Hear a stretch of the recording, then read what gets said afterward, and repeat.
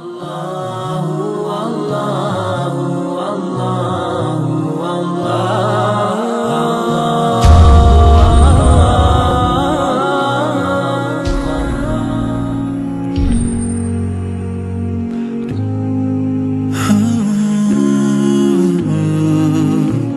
brothers and sisters in Islam, how much does Allah subhanahu wa ta'ala do for us? He created us. He gave us life. He gave us good health. He gave us wealth. He gave us children. He gave us wives and spouses. He gave us beautiful homes to live in. He promises for us an eternal paradise. He will elevate our status and let us look at His face on the Day of Judgment. How does Allah subhanahu wa ta'ala love us so much?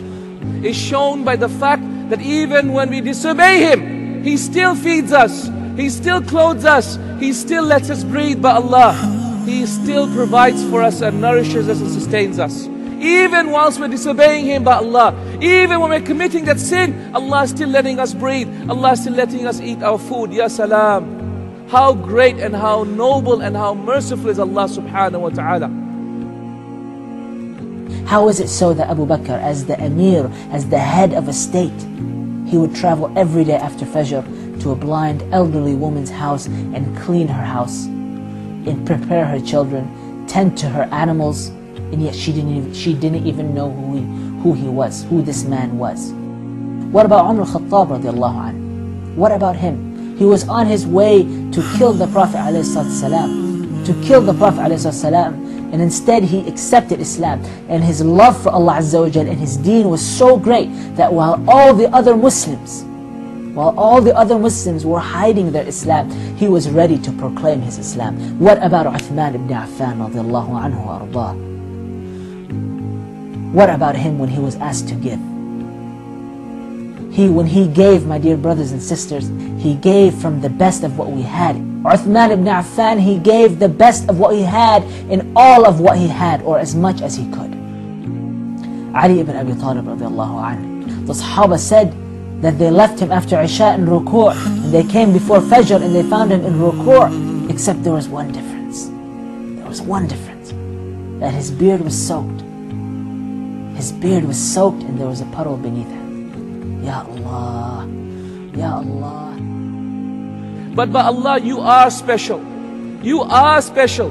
He created you and you're more valuable to Allah subhanahu wa ta'ala than the Kaaba. Wallahi, the scholars of Islam say, the tears of a believer are more precious than the Kaaba. Hakada qala Shawkani. My brothers, my sisters in Islam, one day the Prophet ﷺ stood up in the depths of the night. It is authentically reported in Al-Bukhari that he raised his hands up to the heavens and he said, Oh Allah, my ummah, my ummah. Ya Allah, my ummah, my ummah. Ya Allah, my ummah, my ummah. He couldn't say more than that.